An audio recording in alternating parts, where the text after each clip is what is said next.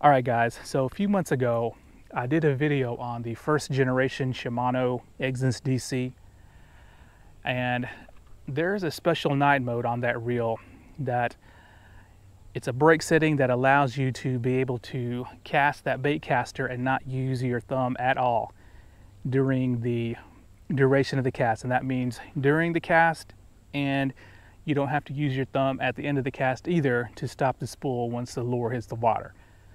So for anyone who's a beginning user of baitcasters, that is a very, very attractive proposition, because that's, you know, that's the thing that's intimidating about baitcasters, is it takes more user input to set it up and to actually use it cast after cast.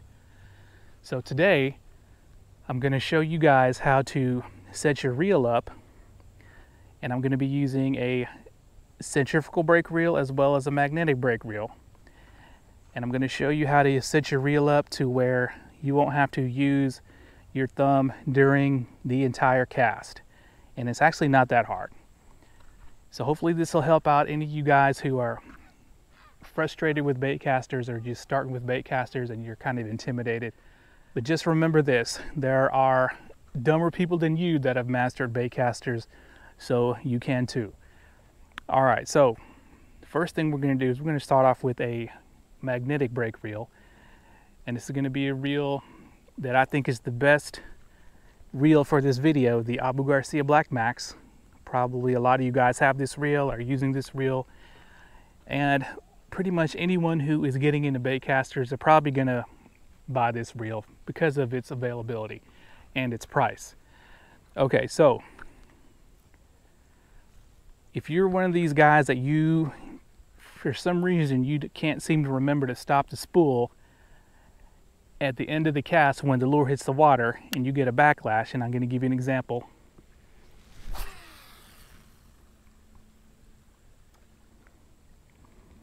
Okay, so you got your little backlash. This one wasn't bad, but they can be a lot worse.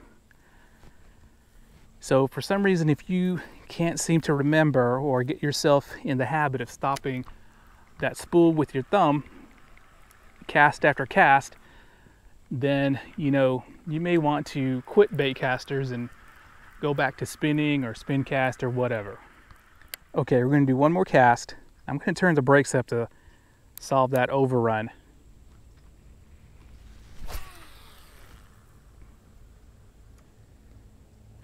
Okay, so not a bad backlash, but you're still going to have to take time to pull it out. Okay, so how do we set this reel up so it will not backlash at the end of the cast and you won't have to use your thumb at all? It's very easy. It's this right here, the spool tension. So right now I have the spool tension set to just minimize the side-to-side movement. So if I do this and the lure hits the water, there's a backlash. Oh my God. Can't believe this. The lure hit the water and this sunfish attacked it. What a dummy. All right, let's let him go. Well, at least I caught a fish for today. Okay, so what we're gonna do is we're gonna tighten up the spool tension all the way, as tight as you can get it, to where when you press the thumb bar, the lure doesn't fall. So at this point, what we're gonna do is we're gonna slowly loosen it. Just slowly. It's going to eventually start falling, and right there the lure hit the water and the spool didn't backlash. Okay, so that's an excellent starting point. So now look what happens when you cast the crankbait.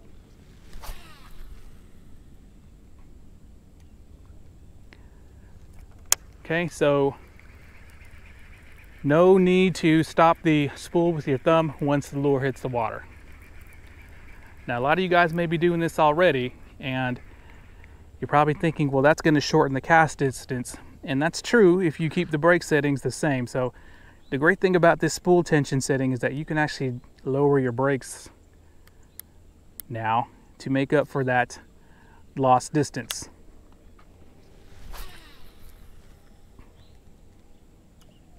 See? And we can even go lower on the brakes. So right there, you have just made up that distance you lost by setting the spool tension loose.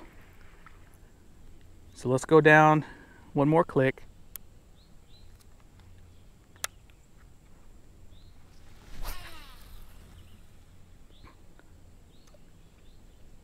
Did not even have to stop it with my thumb. And if you notice, the overrun control is a little bit better as well. So you're not using your thumb at all during the entire cast, so you can get to enjoying fishing instead of worrying about having to adjust your baitcaster or do whatever.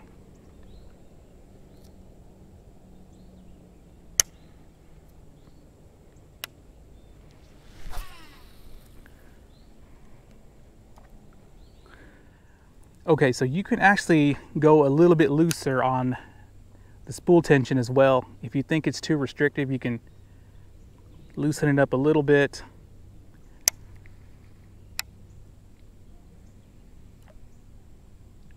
All right, so that looks like a good setting.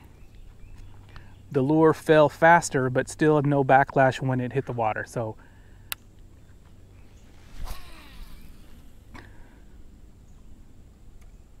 no thumb needed. So this is perfect for guys who, you know, you want to just get out and enjoy fishing, concentrate on working your lure, concentrate on fishing, and you don't have to worry about fiddling with your baitcaster or picking out a backlash or whatever. And then there's a lot of guys out there who sit there and want to try to be snobs and say, well, you know, you need to learn how to work your baitcaster. Blah. You know, you can tell them to shut the hell up. You do what you want to do. You fish for you. You don't fish for anybody else. So if setting it up this way works for you and you get more pleasure out of fishing by setting up a reel this way, so you don't have to worry about the adjustment of the baitcaster, then you do it your way.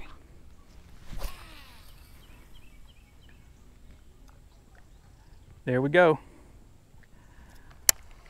Okay, so this is the magnetic brake reel, and I would say the majority of the reels out on the market today are magnetic brakes, and they do have this style of magnetic brakes. The I like to call it the Korean Magtrax style brakes. So most reels on the market today have this type of braking system. So hopefully this helps all you guys who have reels with this type of braking system.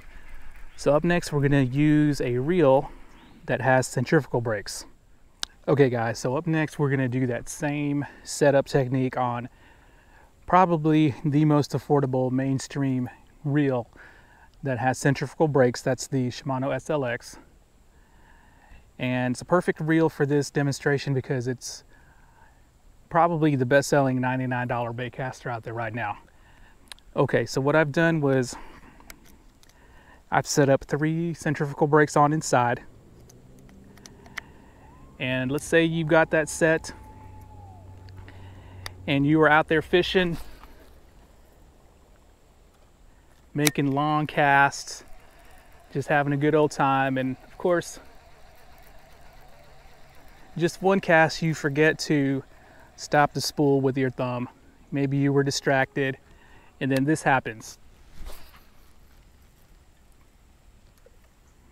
Oh shit, that's a bad one too. I shouldn't have let it spin so much. Hopefully I'll be able to pick this out, but this happens to a lot of people. It even happens to pros that just don't show that to you on TV. All right, let me try to pick this damn backlash out. Hopefully I'll be able to, or this is going to be a short video. Okay, it took me so long to pull out that backlash that it started raining, but the show must go on. So we're going to do the exact same thing with this SLX, and we're going to tighten up the spool tension to where when you press the thumb bar, the lure doesn't even fall, and we're going to slowly back it off slowly right there. So the lure falls and you don't get a backlash. So let's see what happens now. Now the SLX is a very free casting reel. It's a lot faster than that Abu Garcia Black Max. So let's see what happens.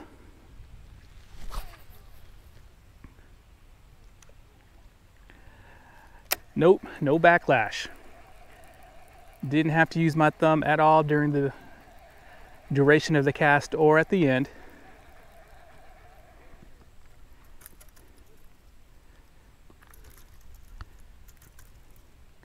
All right, we'll do a couple of more. We'll do a sidearm. For those of you who don't know how to overhead cast, no backlash. Still going out there a good distance as well.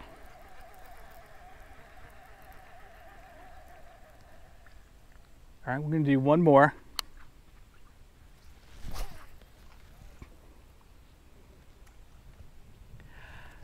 No backlash. Now keep in mind, I didn't do anything to the internal brakes. I didn't adjust them. They're still 3 on. So what we're going to do is we're going to go down to 2 brakes. I'm going to do them symmetrically for all you OCD guys. All right, let's see if this spool will be too fast that we'll get a backlash.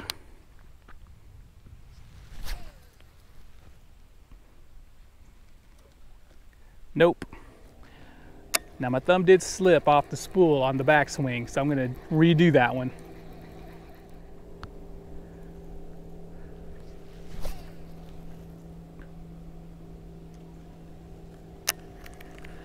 Nope, no backlash.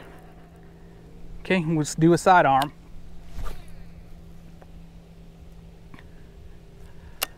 No backlash.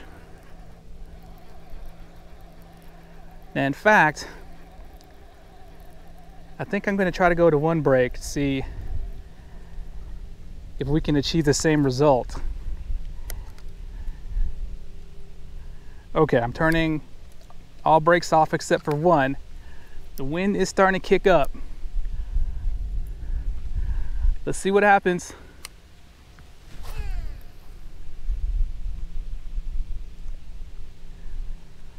That lure went out there a long way, probably like 40 yards. There was some fluffing in the middle of the cast, but no backlash at the end.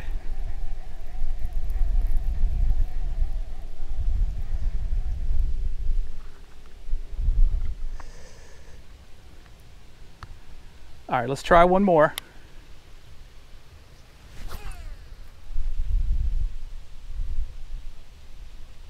Boom. So there we go, guys. You can set up any reel to be able to fish thumb free for the most part. Now, I'm not going to say this is going to stop a backlash from happening if you hit something on your backstroke, or if the wind kicked up on you really bad. But the wind is kicking up on me here. So let's see if this thing can cast directly into a headwind with no backlash. It's coming in probably at a good 20 miles an hour. Let's see what happens.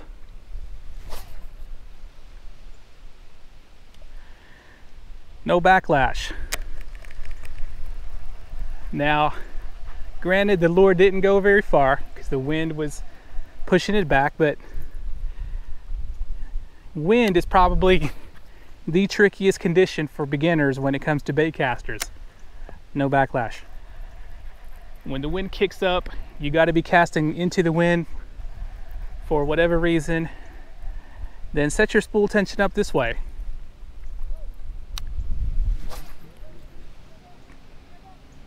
No backlash. So there we go, guys. Hopefully this will help you out.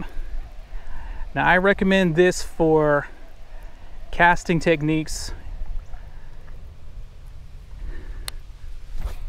If you do a lot of pitching I recommend that you pitch with the spool tension set loose. And when I mean loose, I mean to where the side to side movement of the spool is just minimized or eliminated. That's actually better for pitching, in my opinion, as far as distance and ease of pitching. All right, wind coming in. No backlash. All right, guys, there you go. So if you have trouble or know anyone who is frustrated with their baitcaster, they don't know how to set it up, just show them this video. It's all in this spool tension setting right here. So if you set it to where when the lure hits the ground or hits the water and there's no backlash on the spool, then you can have a worry-free fishing day with your baitcaster. All right, guys, thanks a lot.